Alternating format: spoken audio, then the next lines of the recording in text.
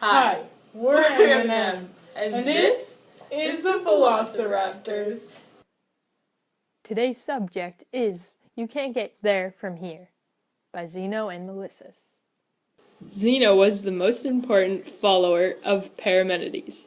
Zeno is famous for the paradox he invented in support of Parmenides' theory that being cannot change or be more than one. It is believed that paradoxes are a great way to introduce people to philosophy because it forces us to think hard about things we normally take for granted. One of Zeno's many paradoxes is the dichotomy paradox. Imagine you're on the left side of a football field and you want to make it to the other side 120 yards away. To make it to the other side, you need to make it halfway to 60 yards, and to make it there, you have to make it halfway in between that, 30 yards. So on and so forth, for an infinite amount of times, which makes a non-daunting task feel almost impossible, because you know you need to complete an infinite amount of tasks before it's complete. This shows Zeno's belief that it is impossible to move, because it is impossible to perform an infinite amount of tasks, but you still believe you can move, therefore making it paradoxical. There are many different types of paradoxes in philosophy. For example, a moral paradox. Imagine you're walking down the street. You see two burning buildings. In one building is your mom, and one building there is 7 children.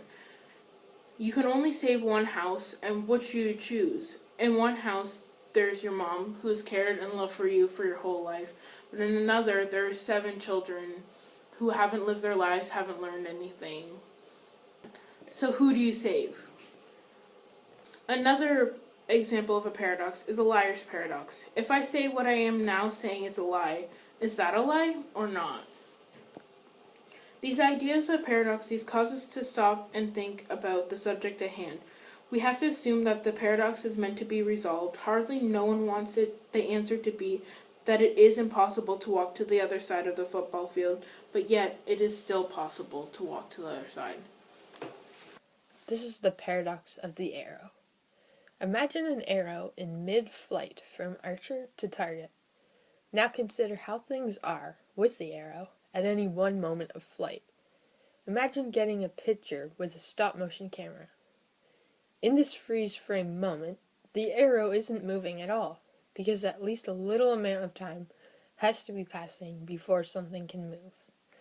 As Zeno says, the arrow is at rest in this moment because it is against something equal, meaning that at this instant, the arrow is exactly aligned with the bit of space that it is occupying, so it is at rest with respect to that space. This concept would be true at any instant of the arrow's flight. The paradox is then that at any point in flight, the arrow is hovering motionless in the air, yet over the whole time of its flight, it moves from the archer to the target.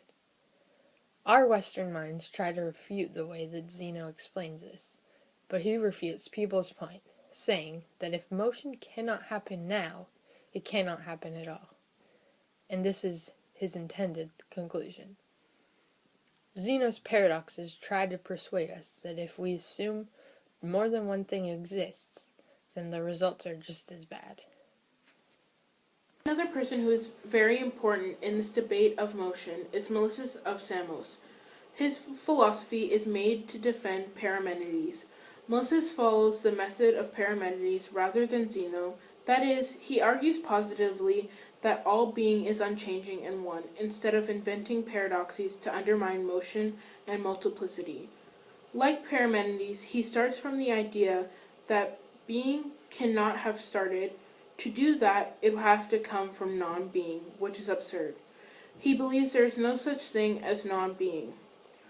Melissus' argument of motion starts by ruling out non-being. There can't be a place with nothing in it, because there is no such thing as nothing. Now Melissus points out, if there is no void, then that would make motion impossible. After all, there would be no empty places for anything to move into. Many people who wanted to refute this point had one of two options. 1. To agree that there is no such thing as void, but when motion occurs, that thing displaces everything to make room for motion. This is Aristotle's view that motion does exist. Secondly, there is indeed void. No place is entirely full. Bodies move around in this emptiness, banging into each other. This is more or less what we believe to be true now.